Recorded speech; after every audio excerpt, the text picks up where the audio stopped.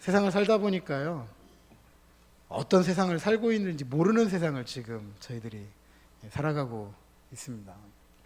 몇몇 세미나를 좀 참석도 해보고 뭐 유튜브로 들어보기도 하는데, 한결같이 나오셔서 하시는 강사분들의 이야기는 자기들도 잘 모른다는 거예요. 한 번도 살아본 일이 없는 그런 사건들을, 상황들을 지금 경험하고 있기 때문에 그렇습니다.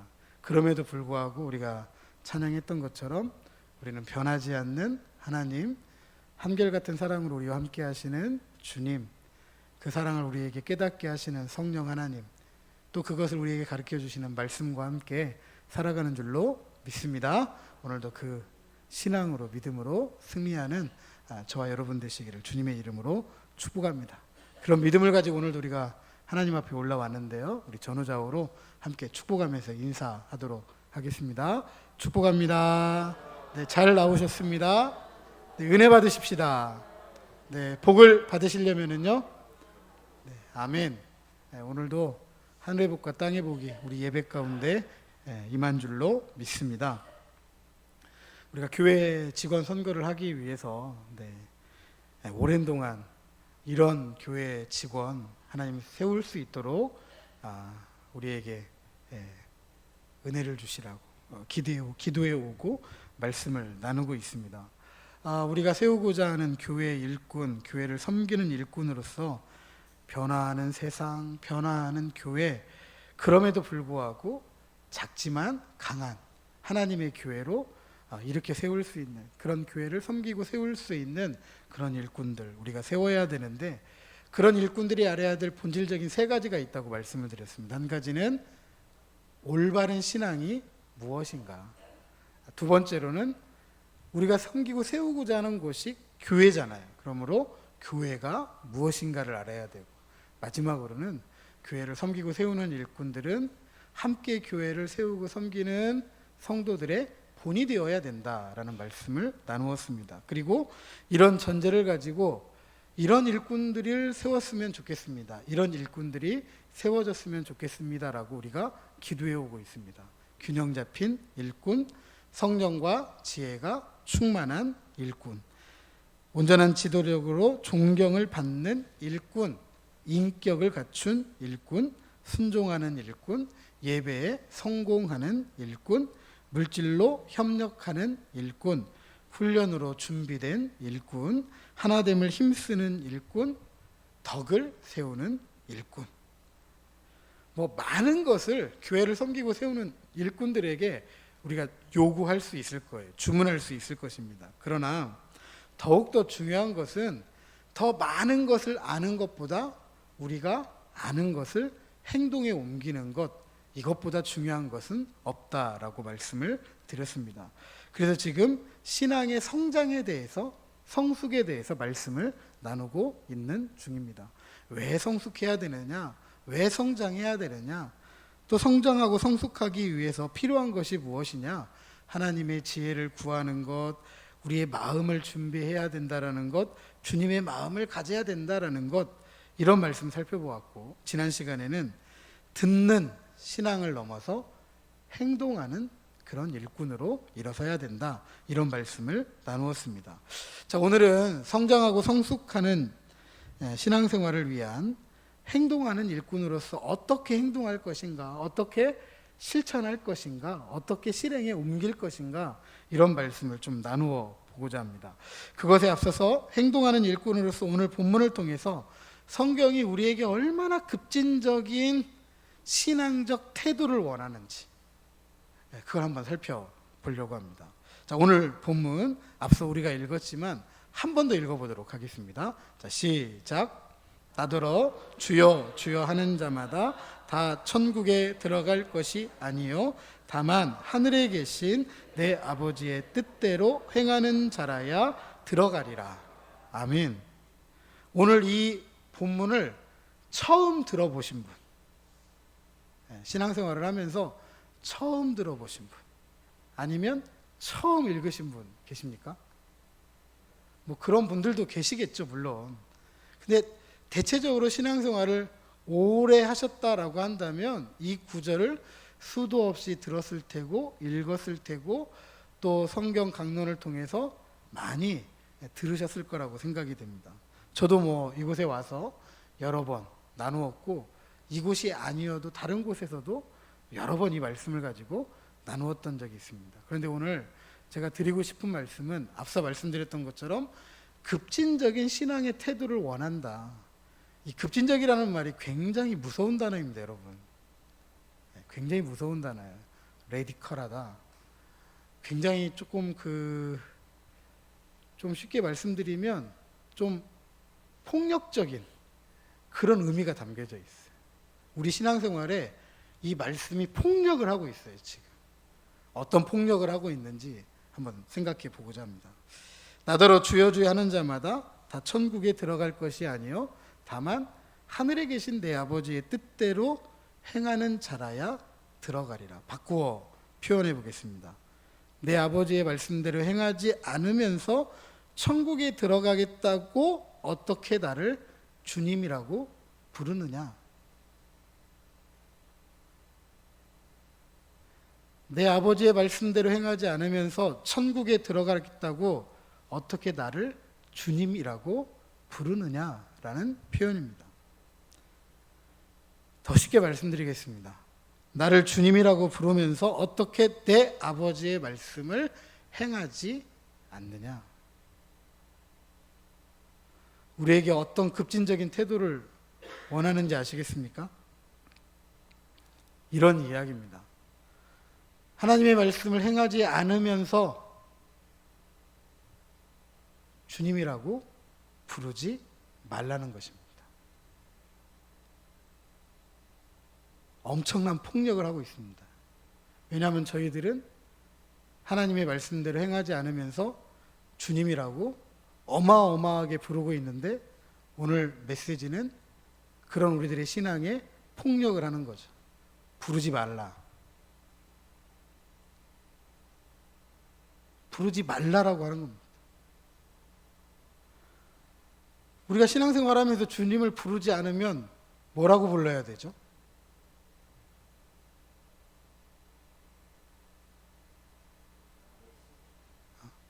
뭐라고 불러야 되죠?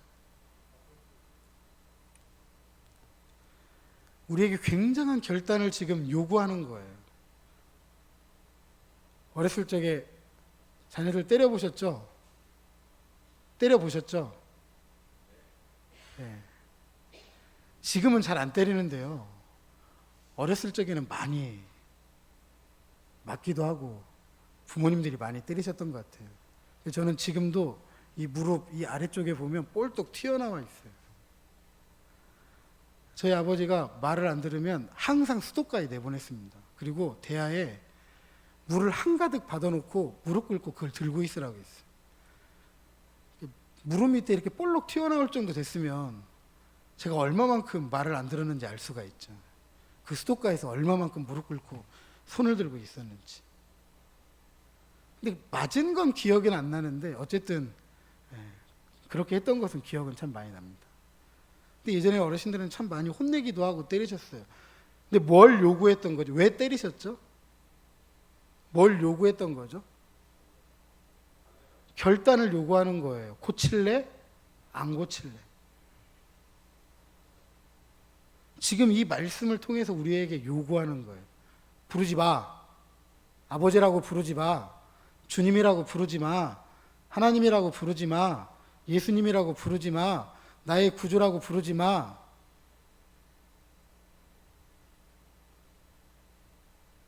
안 할 것 같으면 부르지 말라는 거예요.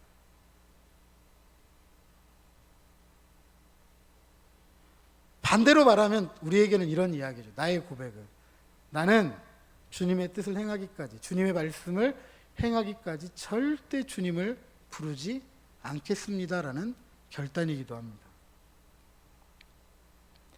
만약 우리의 신앙생활에 있어서 이런 결단이 있었다라고 한다면 우리 삶이 아마 통째로 변하지 않았을까, 우리의 신앙이 통째로 변하지 않았을까라고 생각을 하게 됩니다.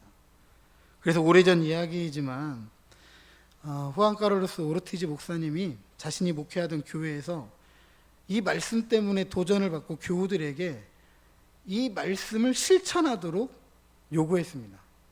하나님의 말씀을 행하지 않을 것 같으면 부르지 마세요. 교회에서 그것을 재직회에서 안건으로 발의해가지고 통과시키고 공동의회에서 안건으로 발의해서 통과를 시켰대요. 성도들도 그렇게 결단을 한 거예요. 목사님만 그렇게 결단한 게 아니라 목사님이 그렇게 이야기했더니 성도들도 그렇게 결단을 했다는 것입니다. 만약 오늘 제가 여기에서 그걸 발의해가지고 여러분들에게 의견을 내고 여러분들은 그 의견에 동의합니다. 제청합니다. 이렇게 하실 수 있으시겠어요? 아마 큰일 날 것 같아요. 주님 부르지, 교회 와가지고 주님 부르지 말라고 하고 하나님을 아버지라 부르지 말라고 하면 교회 와서 뭐 합니까? 라고 아마 되물을 거예요.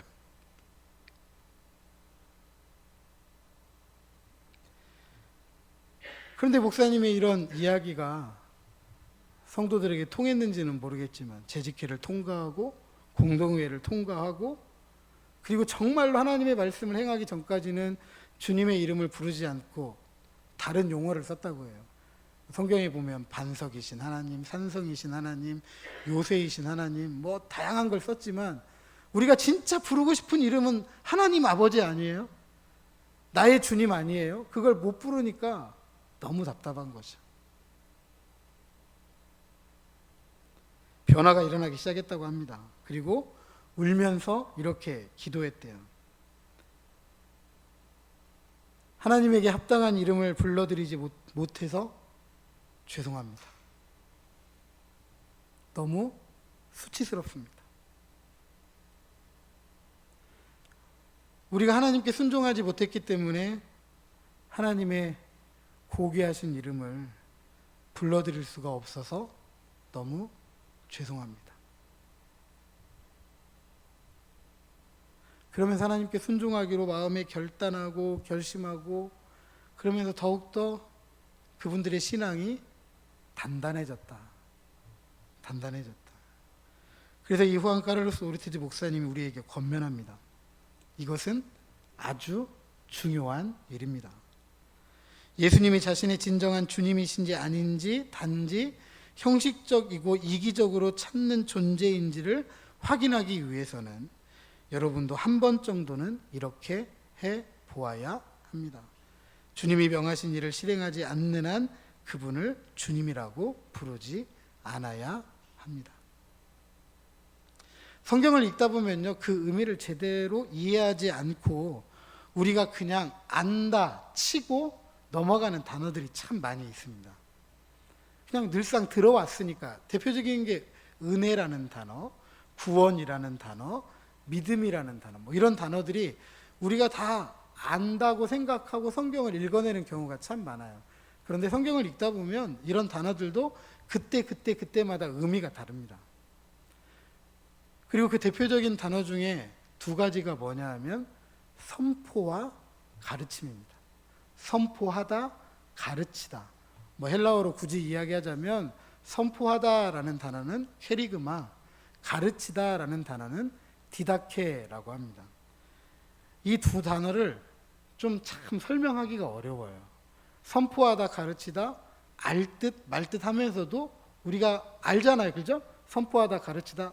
이 단어를 읽지 못하는 것 아니고 이해하지 못하는 것 아니니까 쉽게 지나치지만 성경에서 이 단어가 얼마나 중요하게 쓰이는지 몰라요. 예수님은 제자들에게 하나님의 나라를 선포하기도 하고 가르치시기도 했습니다. 제자들을 보내면서 선포하고 가르치라고 하였습니다. 그렇다면 선포하고 가르치는 것이 무엇일까? 쉽게 말씀을 드리겠습니다. 선포는 그냥 발표하는 거예요. 한 2주가 좀 채 못 됐죠? 2주 전인가요? 2주 전에 2주가 채 못 됐나요? 코로나19 상황에서 뭐 정확한 통계가 아닙니다. 잘못된 통계를 가지고 교회에 소모임을 하지 말라. 심지어 이제 전자 출입 명부를 작성해라. 뭐 이런 식의 정부가 그냥 언론에 얘기를 해버렸어요. 이처럼 선포한다는 건 이렇게 그냥 발표를 하는 거예요. 발표를 하는 거. 설명이 필요가 없다는 거죠. 감염병으로 인해 많은 사람들이 고통 중에 있고 확산자를 막기 위해서 그냥 발표해 버리는 거예요. 설명 들을 필요도 없고 그냥 하라는 것. 이게 사실이고 이게 진리라는 거죠. 들을 사람들은 듣고 듣지 않을 사람은 듣지 말라는 거예요. 들으면 괜찮지만 안 들으면 과태료 부과한다. 구상권 청구한다. 뭐 이런 식인 거죠. 이와 마찬가지로 우리가 선포한다는 건 이런 거죠. 예수님은 하나님의 아들이십니다. 이건 설명할 수가 없는 거예요. 그냥 성경이 하나님의 아들이니까 하나님의 아들이라고 하는 거죠. 동정녀 마리아의 몸에서 태어나셨습니다. 그걸 어떻게 설명해요, 인간적으로? 어떻게 처녀가 아들을 낳아요? 이건 설명이 안 되는 일이에요. 그냥 선포되어지는 일이죠. 죽은 사람이 살아났다, 부활하신 예수님이 승천했다, 그분이 다시 오신다, 설명이 안 돼요. 그냥 이것은 사실이고 이건 진리예요. 하나님께서 그렇다라고 말씀하신 거예요. 그걸 우리는 그냥 받아들이는 거죠. 이처럼 사실, 진리, 설명이 필요 없는 사실과 진리를 발표하는 것을 선포라고 이야기합니다. 반면에 가르친다라는 것은 설명이 필요해요. 설명. 저를 포함해서 많은 목회자들과 성도들이 복음을 전한다, 복음을 선포한다 하면서 설명할 때가 참 많아요. 선포하면 단순한데 설명을 하다 보니까 이야기가 또 이야기가 되고 자꾸 덧붙여져서 길어질 때가 참 많은 거죠. 이것은 구원의 문제와도 직접적으로 연결이 됩니다. 우리는 예수님을 믿음으로 구원받습니다. 아멘. 아멘. 이것에 대한 긴 설명이 필요가 없어요. 단지 그것을 뭐만 하면 돼요? 믿음으로 받아들이면 돼요. 받아들이면 구원, 받아들이지 못하면 구원받지 못하는 거죠. 마음으로 믿어 의에 이르고 입으로 시인해서 구원에 이른다. 이처럼 선포는 우리 믿음과 구원에 바로 적용이 돼요. 하지만 가르침은 우리의 믿음과 성장, 믿음의 성장과 성숙을 위해서 필요합니다. 우리가 지금까지 살아오셨잖아요. 저보다도 훨씬 더 많이 사셨잖아요. 인생이 답만 가지고 되던가요? 인생이 답만 가지고 되던가요? 쉽게 말씀드리면 이런 얘기죠. 뭐 흔하게 사람들이 그래요. 돈이면 다 된다고 하는데 인생이 돈이면 다 되나요? 여러분 어떻게 생각하세요?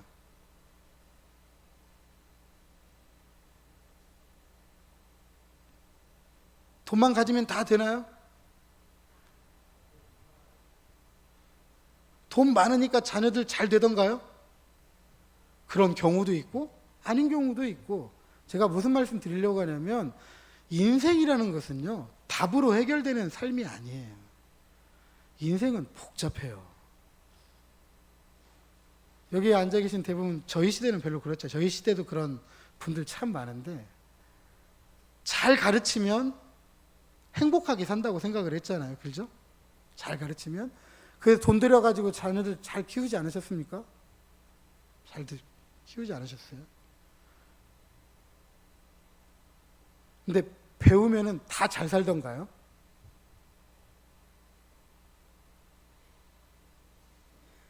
배우면 다 잘 살더냐고요. 서울대, 연대, 고대 나온 젊은 친구들 중에 환경미화원 되겠다고 신청하고 면접 보는 사람들 참 많아요. 누가 그렇다고요? 그래도 우리나라에서는 스카이, 저 하늘을 살 것 같은 그런 친구들. 오해는 하지 마십시오. 제가 직업의 귀천을 따지는 게 아니에요. 스카이대 나온 사람들이 환경미화원 이걸 말하는 게 아니라 우리 이 사고, 상식적인 사고, 대부분의 사람들이 그렇게 생각하는데 가르쳤다고 잘 배웠다고 흔한 말로 그때 사자 부르는 삶을 살아가는 건 아니더라는 거죠. 인생이 그만큼 복잡하다는 거예요. 답만 가지고 살아갈 수 없다라는 거예요.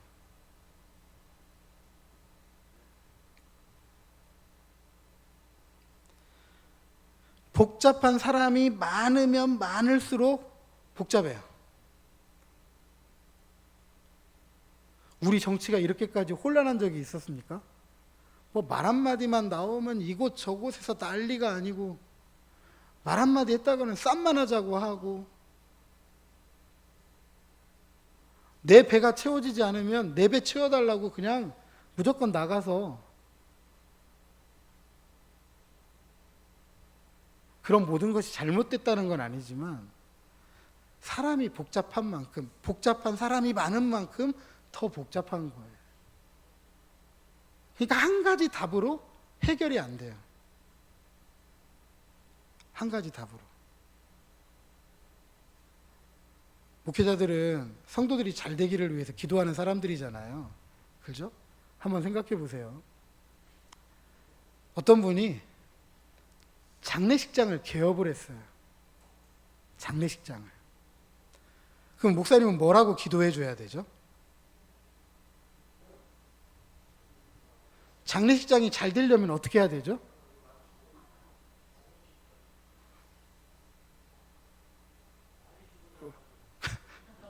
그렇게 기도해야 돼요? 안 해야 돼요?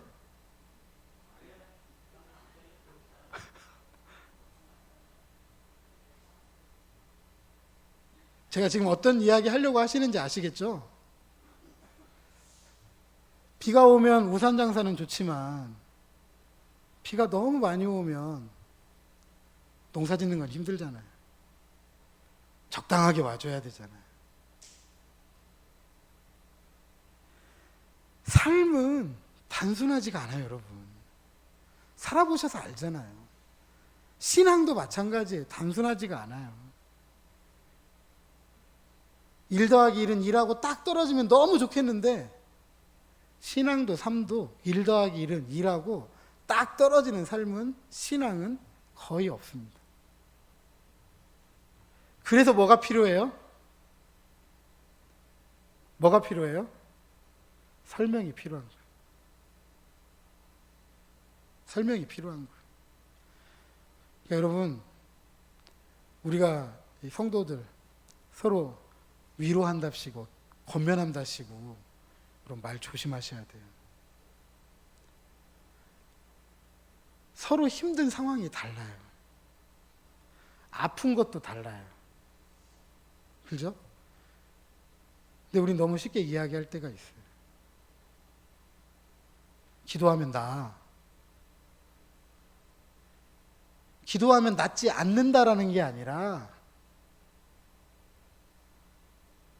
기도하면 낫지 않는다라는 게 아니라 그 사람에게 필요한 메시지는 다른 메시지일 수도 있다라는 거죠.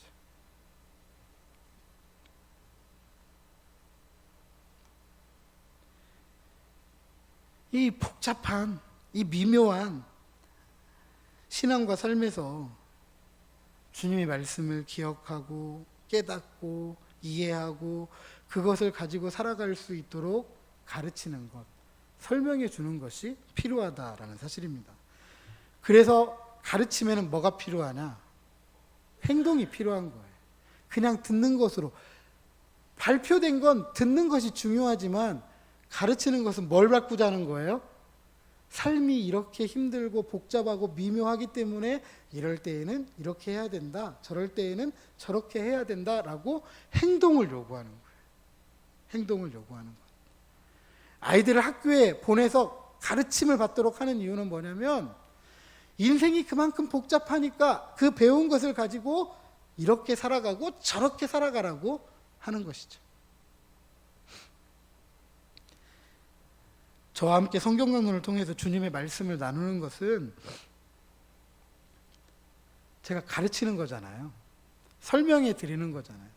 그만큼 우리의 신앙과 삶이 잘 변하지 않으니까 어떻게 하면 우리의 신앙과 삶이 변할 수 있을까에 대해서 가르치고 설명하고, 그러면 우리는 어떤 생각을 해야 돼요? 저도 마찬가지이지만 어떻게 내가 그러면 이 설명을 들은 걸 가지고 살아갈 수 있을까?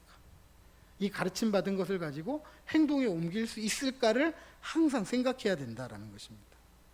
그럼 우리가 말씀을 들었다면, 읽었다면, 묵상했다면, 연구했다면 뭐 해야 되느냐?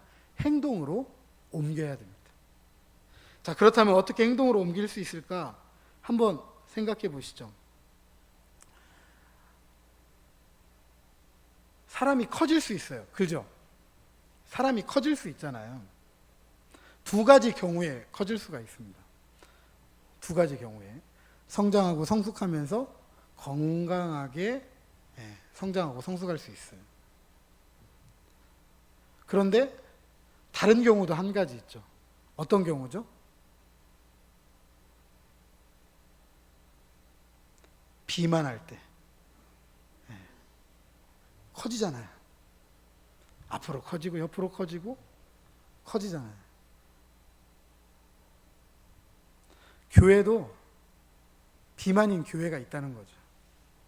성장과 성숙이라는 변화가 없이 숫자만, 예산만, 프로그램만 비대해지는 경우가 있습니다.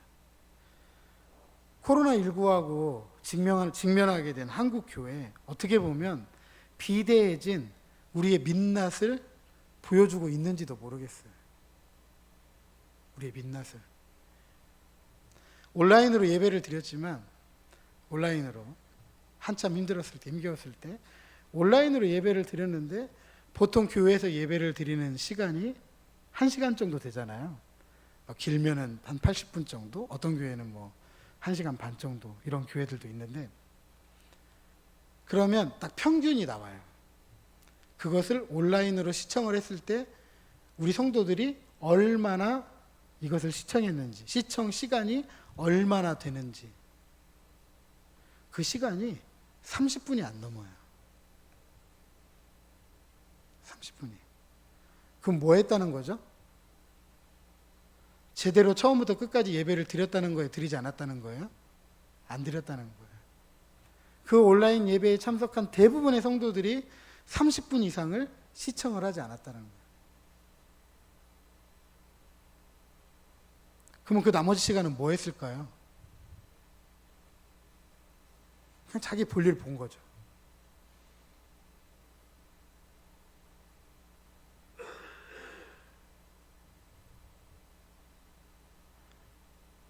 교회뿐만 아니라 교회 밖에서 정말 그리스도를 따르는 참된 제자였느냐, 제자이지 않았느냐 굉장히 중요한데, 교회 안에서는 한없이 강해요.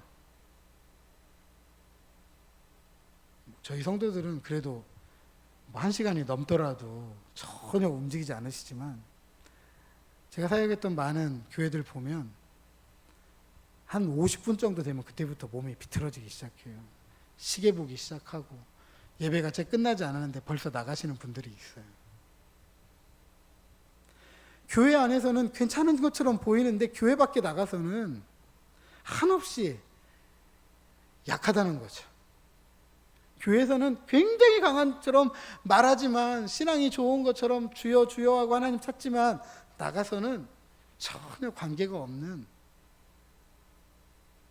어떻게 이걸 성장이다, 성숙이다 말할 수 있겠느냐는 거죠. 이건 그냥 비만일 뿐이에요. 그러나 진정한 성장과 성숙은 변화를 가져옵니다. 이 변화가 어디에서부터 시작되느냐? 물론 마음이에요. 마음이 허락하니까 따라갈 수도 있지만, 반대로 하다 보면 마음이 따라갈 때도 있어요.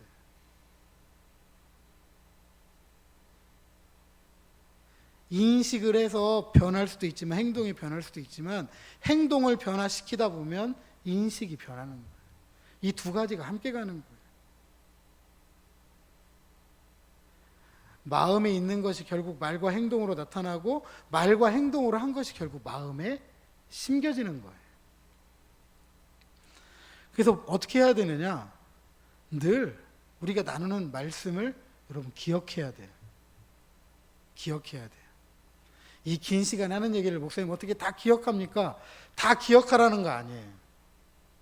하지만 그 중에 내 마음에 다가오는 한 가지는 기억할 수 있잖아요. 한 가지. 그리고 더 중요한 것은 기억한 말씀을 살아내려고 노력하는 거예요. 한 주간 내내 몸부림치는 거예요. 계속 그 말씀을. 몸부림치지 않으면요, 굳어져 버려요, 양심이. 몸부림치지 않으면. 그냥 듣는 것에 익숙해져요. 우리 양심이 뭐라고 하느냐 이래요.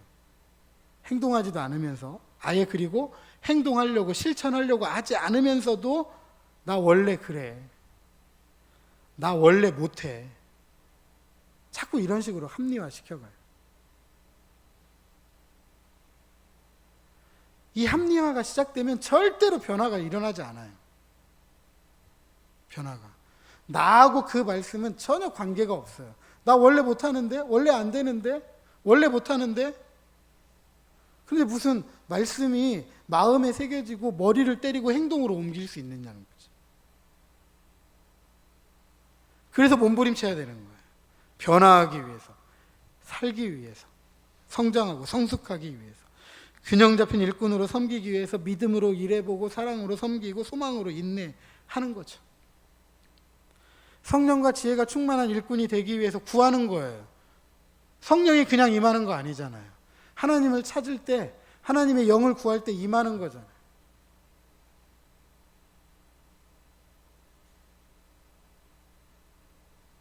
존경받는 지도자가 되기 위해서, 일꾼이 되기 위해서 존경받을 만한 그런 말을 하고 행동을 해야 되죠.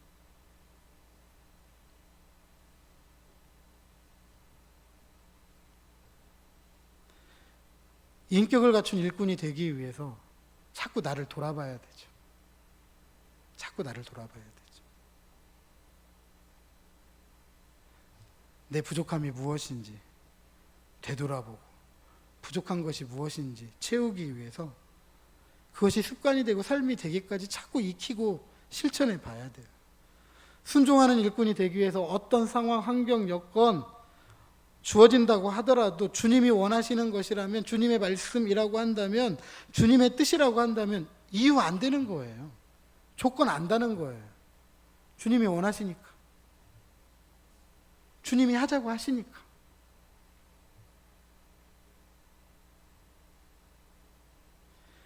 예배에 성공하는 일꾼이 되기 위해서 시간을 내는 거죠. 시간을. 다 쓴 다음에 남겨진 시간이 아니라 내가 그 시간을 위해서 다른 시간에 나머지 일들을 하는 거죠. 그 시간은 하나님께 드려지는 시간. 작정하는 거예요. 이 시간에는 어떤 약속도 만들지 않고 어떤 급한 일이 생기더라도 그것이 생과 사를 나누는 일이 아니라고 한다면 이 시간만큼은 내가 목숨을 걸고 지키겠다라는 그런 마음가짐으로 예배에 참석을 해야 예배에 성공하는 일꾼이 되지, 어쩔 수 없이 나와서 이 자리에 앉아 있다고 한다면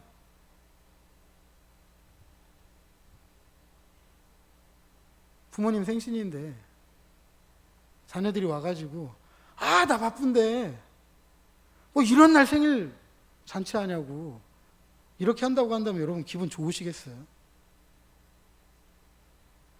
그렇게 시간을 쪼개는 거죠.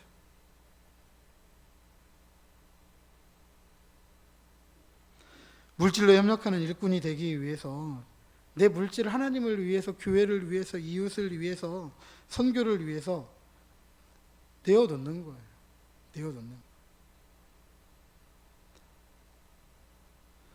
훈련으로 준비된 일꾼으로서 섬기기 위해서 신앙 훈련한다, 뭐 한다 하면 한번 참여해 보는 거예요. 그게 습관이거든요. 습관이거든. 하나됨을 힘쓰는 일꾼으로 섬기기 위해서 인내할 수 있어야 되죠. 어떻게 나하고 다 뜻이 맞는 사람들만 있겠어요. 인내하기도 하고 인정해 주기도 하고 때로는 섬겨주기도 하고 존경해 주기도 하고 그럴 때 하나가 될 수 있는 거죠. 덕을 세우는 일꾼으로 섬기기 위해서는요, 자꾸 배려해 줘야죠.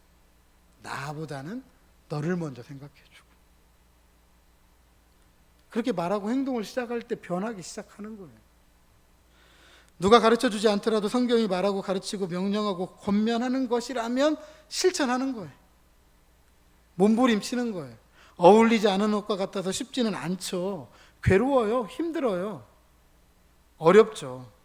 그런데 이 과정이 지나고 나면 습관이 되고 삶이 됩니다. 그리고 나면 가장 자연스러운 삶이 되는 거예요. 이 기간을 우리가 함께 하는 거죠. 우리가 함께 하는 거죠. 목회자에게 통설이 하나 있습니다. 새벽 기도에만 없으면 목회할 만하다고요. 그러니까 목회자들에게도 뭐가 힘들다고요? 새벽 기도회가 그렇게 힘든 거예요. 우리 교회도 1년 365일 하잖아요. 그죠? 대부분의 요즘 도시교회들은 주일을 쉬든지 토요일을 쉬든지 아니면 토요일 주일 새벽 예배 없는, 새벽 기도회가 없는 교회 참 많습니다. 그리고 최근에 개척하는 교회들은 아예 새벽 기도회가 없는 교회들 참 많아요. 그만큼 목회자에게 새벽 기도회가 쉽지는 않다는 거죠. 근데 처음부터 새벽 기도회를 잘해서 목회자가 된 건 아니잖아요. 그죠? 저도 마찬가지거든요. 제가 새벽 기도회를 언제 시작했느냐 고민해보고 생각해 보니까 중고등학교 때 시작한 것 같아요. 일주일에 한 번. 저희 때는 토요일까지 학교를 갔으니까. 근데 토요일 날 오후에 교회 가는 게 그렇게 좋았어요. 친구들 만나고 같이 찬송하고 놀고 너무 좋았어요. 그러다 보니까 친구들하고 조금이라도 더 있고자 교회에서 잠을 잤어요. 토요일 날. 그럼 다음 날 주일이잖아요. 주일 날 저희들이 잠자는 곳에서 항상 이 주일학교 새벽 기도회를 했어요. 그러니까 새벽 기도회가 시작하기 전에 일어나야 돼요. 근데 토요일 날 교회에서 아이들하고 잠자고 새벽에 일어나서 새벽 기도에 참여하고 집에 가서 씻고 밥 먹고 교회 출석하고 중고등학교, 대학교까지 그렇게 했던 것 같아요. 그러다가 이제 신학교에 들어가게 됐죠. 1학년, 2학년 이 생활은 공동생활입니다. 기숙사에서 공동생활하거든요. 그러니까 공동생활하면서 새벽 기도회가 있습니다. 화, 수, 목, 금 4일 있죠. 월요일 날 학교에 이제 월, 화, 수, 목, 금 5일간이니까. 그래서 학교 가고 그래서 지내는데 뭐 공동생활 한다고 매일 새벽 예배 마음은 굴뚝 같은데 몸이 안 따라가요.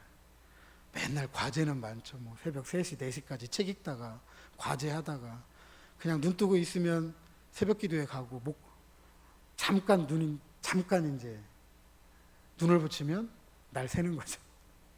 뭐 그렇게 지냈던 것 같아요. 하지만 목회자라는 이름이 있기 때문에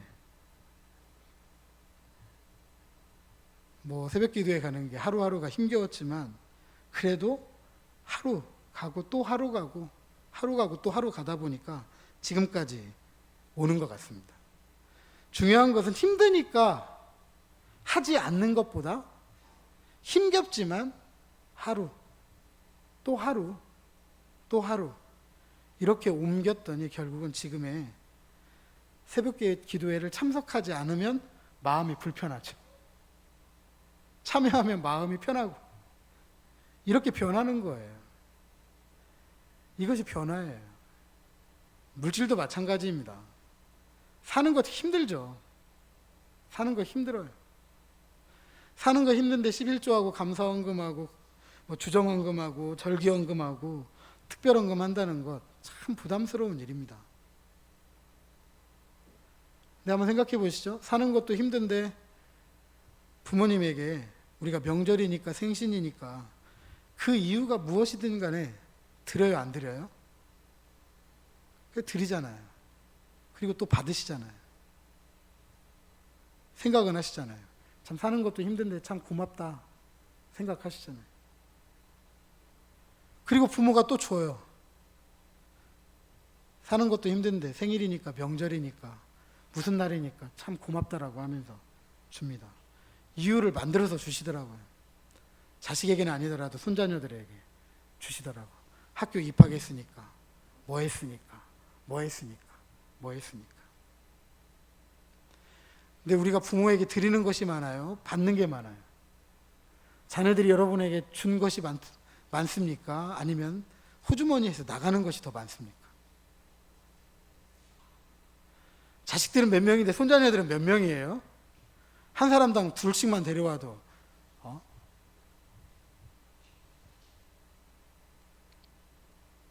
마찬가지예요. 비록 사는 것이 힘들지만 하나님 앞에 드립니다. 하나님 우리의 삶을 모르시는 거 아니죠. 참 힘든데 애쓰는구나. 그래도 네가 나를 기억하는구나. 네가 물질의 주인이 나임을 인정하는구나.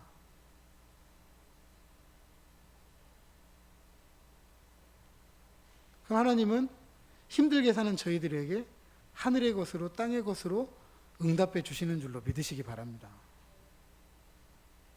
그러다 보면은요, 부담스러웠던 헌금이 기쁨이 되고 즐거움이 돼요.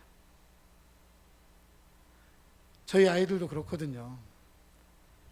예전에 제가 아이들을 가르칠 때에도 그랬는데, 물어봤어, 아이들에게. 언젠가 한번 말씀드렸는데, 얘들아, 100만 원 받고 10만 원 11조 하는 게 쉽니? 1000만 원 받고 100만 원 11조 하는 게 쉽니? 그랬더니 아이들이 뭐라고 이야기하신지 아십니까? 100만 원 받고 10만 원 하는 게 쉽대요. 뭐만 생각하는 거죠? 자기 호주머니에서 뭐만 생각하는 거예요? 나가는 것만 생각하는 거죠. 나가는 거. 10만 원은 작게 보이거든요. 그런데 100만 원은 커 보이잖아요. 그죠? 근데 바꾸어 생각해 보죠. 자기가 받은 건 얼마죠? 100만 원이죠. 자기가 받은 게 얼마로 늘었죠? 1000만 원이죠. 그러면 11조 100만 원 하는 게 좋아요? 10만 원 하는 게 좋아요?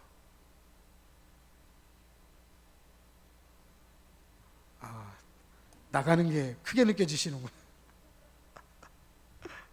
100만 원에서 10만 원 빼면 90만 원이고 1000만 원에서 100만 원 빼면 900만 원이잖아요. 저 같으면 많이 받고 많이 내겠습니다. 아멘. 아멘. 그러니까 우리는요, 머리로 신앙생활 하는 사람들이 아니에요. 그걸 계산해서 신앙생활 하는 사람이 아니고 하나님을 믿는 사람이죠. 하나님을 아버지라고 주인이라고 부르는 사람이잖아요. 그러니까 계산하는 사람이 아니고 뭐 하는 사람이에요? 그걸 사는 사람이에요. 그 신앙을 삶으로 사는 사람입니다. 그때 우리 드리는 물질이 기쁘고 감사하고 즐겁고 하나님의 더 풍성한 것을 기대하게 하는 것이다 라는 사실입니다. 이것이 변하고 성장이고 성숙입니다. 사랑하는 성도 여러분, 성장하고 성숙한 직분자에게는요, 많은 설명이 필요하지 않습니다. 왜냐하면 그런 직분자는 알아서 하기 때문입니다. 그것이 주님의 말씀이고 주님의 뜻하신 바이고 주님이 원하시는 것이기 때문에 하는 거예요. 머리로가 아니라 삶으로. 주님의 마음에 합한 사람으로 세움받아 교회를 섬기기 때문에 늘 충성하고 헌신을 고백할 뿐만 아니라 삶으로 살아갑니다. 목회자의 가르침을 기다리는 사람이 아니라 너도 나도 그 일을 감당하겠다고 행동하는 일꾼으로 일어서게 됩니다. 그러므로 오늘부터 결단하시기를 주님의 이름으로 축복합니다. 교회 직원 선거를 앞두고 기도 제목으로 삼았던 말씀들이 다른 누구의 말씀이 아니라 내 말씀, 나에게 주시는 말씀, 먼저 직분된 나에게 주시는 말씀, 또 혹여라도 나를 직분자로 쓰시겠다고 불러주시는 하나님의 말씀, 그리고 그것이 교회를 섬기고 세우는 사람들에게 주시는 하나님의 말씀, 그렇게 받아들이시기를 주님의 이름으로 축복합니다.